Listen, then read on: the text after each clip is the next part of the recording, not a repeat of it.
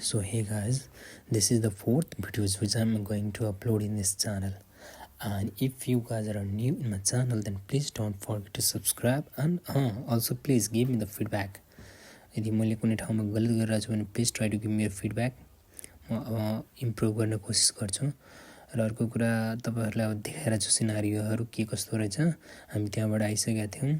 त्यसपछि नाना थियो साइडमा. अब हामीहरु भित्र गइरहेको छौं. अब तपाईहरुले हेर्न सक्नुहुन्छ त्यहाँ चाहिँ एउटा अंकल बस्नुहुन्थ्यो. उहाँ चाहिँ बच्चा खेलाइरहनु भएको थियो. अनि राइट साइड کې एउटा किचन रुम पनि थियो. विवाहको घर रहेछ. यो चाहिँ मेरो नानीको घर रहेछ. मेरो आन्टीको मम्मीको. अनि उ हेर्न सक्नुहुन्छ त्यहाँ मोटु भाइ पनि बसिरहेछ. जसलाई ग्यास्ट्रिक धेरै नै हुने गरिरहेछ. यदि मर्निङ वाक गर्यो भने एकदमै कम्फर्ट फिल गर्छ. नत्र गाह्रो हुन सक्छ पछिको दिनमा. ल अब तपाईहरुले हेर्न सक्नुहुन्छ त्यहाँ चाहिँ आन्टी थियो. उहाँले चाहिँ हाई भन्न खोजिरहेको. फाइनली हाई पनि भन्यो. के छ कस्तो छ भनेर उहाँलाई थाहा थियो कि म भिडियो अपलोड गर्नेवाला छु आफ्नो च्यानलमा. एन्ड देन उ दादीमा हुनुहुन्छ उहाँको. त्यसपछि हामी पछाडीतिर आइसक्यौं. अब पछाडी तपाईहरुले हेर्न सक्नुहुन्छ उहाँहरु सामानहरु खाना पिना यताउति के छ उनीहरु बनाइरहेको थिए. त्यसपछि पछाडीको केही सिनहरु लिएर छु.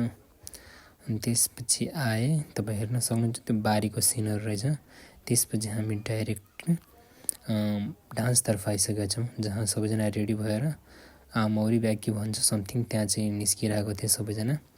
अब तपाईहरुले हेर्न सक्नुहुन्छ उहाँहरु रेडी भएर यहाँ चाहिँ मैले धेरै प्ले गरेन किनभने यो साउन्डहरु यसमा डान्स चलिरहेको थियो. तर मैले क्याप्चर गरेको उहाँहरु धेरै जना छ.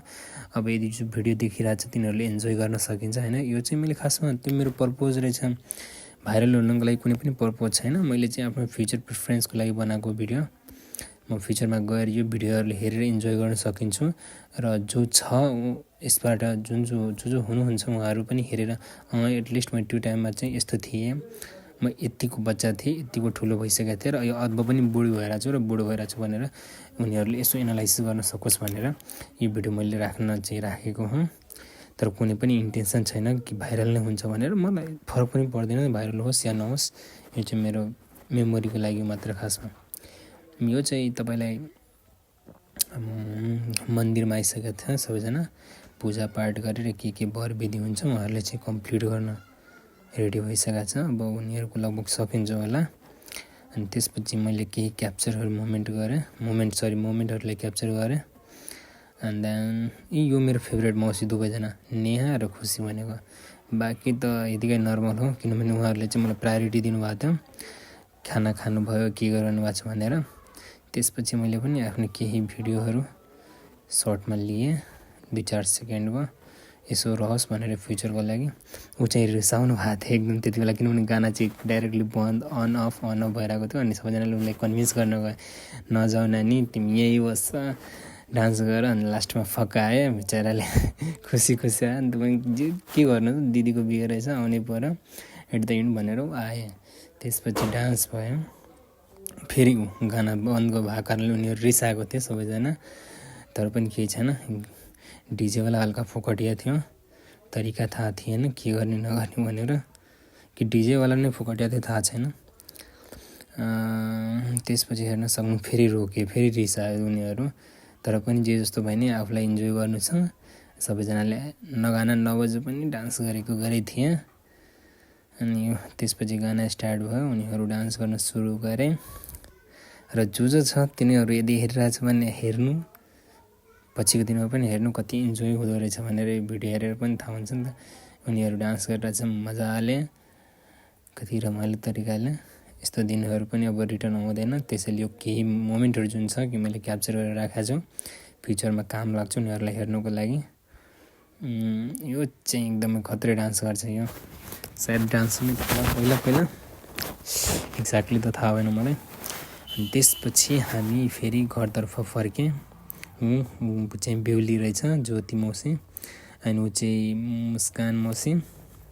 अनि मैले उलाई सोधे के कतिको एक्साइटेड हुनुहुन्छ भनेर. एकदमै एक्साइटेड छु रे. अनि के छ प्रोग्राम भोलिको. ठिकै छ के भनौँ यस्तै छ. के भन्न खोज्यो लास्टमा मैले बुझिन. अनि यो क्लिप भिडियोमै छुट्यो ल ठिक छ केही छैन यसलाई चाहिँ इग्नोर गरौँ हैन। त्यसपछि उहाँ चाहिँ मामा हुनुहुन्छ उहाँको भाइ रहेछ बेहुलीको भाइ अनि आकाश देखाइरहेको थिएँ मेरो नाम चाहिँ यहाँ लेखेको छ भनेर हस्पिट गर्ने हेर्नु भनेर उनीहरू जिस्काइरहेको थिए एकअर्कालाई। त्यसपछि हामी के भन्छ नि एउटा यो कुन एउटा विधि छ क्या खै त्यसलाई के भन्छ पचकुमारी के भन्छ उतार छ नि त्यही हो क्या।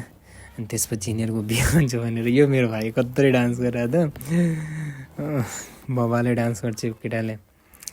अनि त्यसपछि यसले पनि एकदमै इन्जोय गरायो कुन सङ थियो मैले बिर्सिरहेको छु नत्र भनिदिन्थेँ मोमेन्ट बनाइदियो। अनि त्यसपछि यो साइडको दाइ छ नि एक दिन यदि कसैले हेरिरहेको छ भने त्यो लेफ्ट साइडको दाइ थियो नि अङ्कल उसले चाहिँ भिडियो एकचोटि रोकेर देख्नु होला कि कति मजाले डान्स गरिरहेको थियो क्या। ऊ चाहिँ रिल्स साइड बनाएर थियो आई थिङ्क किनभने इन्डियाको जस्तो लागिरहेको छ। अनि त्यसपछि म गगन सरकार भन्छ गगन थापासँग भेट गरेर जुन एउटा चोरबा नेता हो यो थाहा छ यदि यो भिडियो मेरो मामाले हेर्नुभयो भने मलाई गाली गर्छ किनभने ऊ नेपाली काङ्ग्रेसको घर हो।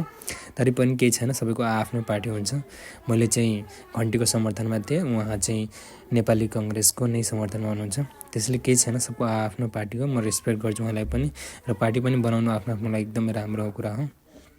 त्यसपछि हामी यहाँ चाहिँ आइसक्यो हैन खानापिना के छ नास्ताहरू तयार भइरहेको थियो। त्यसपछि पछाडि आएँ म घरको पछाडि बाबर्चीहरूसँग भेटघाट गरेँ के कस्तो छ। त्यसपछि मामा थियो एकदमै मस्त नेपाली काङ्ग्रेसको फुल सपोर्टर हो उहाँ चाहिँ राम्रो मान्छे पनि रहेछ एकदमै केयर गर्ने कहाँ के मिस्टेक भइरहेछ अरू सबै त राम्रै छ। ऊ मामा चाहिँ एकदम मलाई पनि मनपर्छ एकदम रमाइलो पनि हुनुहुन्छ उहाँ चाहिँ।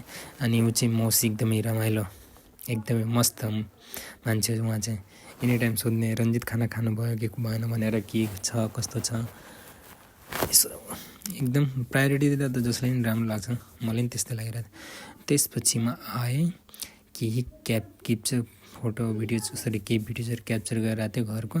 त्यसपछि भाइ चिया खाएर भैया चिया खाएर हूँ देख सकते हो आप। त्यसपछि म पछाडि गएँ अनि घरमा चाहिँ उहाँ चाहिँ तयार गरिरहेको थियो लुगाहरू लगाइरहेको थियो मटकोर कि के को लागि हो खासमा मलाई थाहा छैन त्यो राति सायद मटकोरकै होला मटकोरको होइन मटकोर भइसकेको थियो कुनै एउटा रसम थियो त्यो रसमको लागि हो त्यो अब बेलुका भइसक्यो लगभग अब राति हुनेवाला। सो अब यहाँ हेर्न सक्नुहुन्छ हामीहरू आइसकेका छौँ मैले केही फोटोज लिएँ।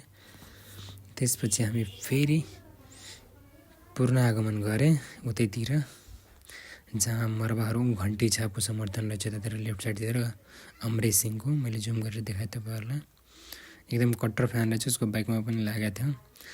अनि त्यसपछि हामी फेरि केही सिनारीहरू अब्जर्भ गरेँ भित्र गएर त्यसपछि देखाइदिएँ फाइनल चाहिँ प्रिपरेसन यही रहेछ हैन बिहेको लागि कति मजाको थियो 1.5-3 लाखसम्म लगभग लगानी लागेको रहेछ र यसमा भनेर सुनेको थिएँ।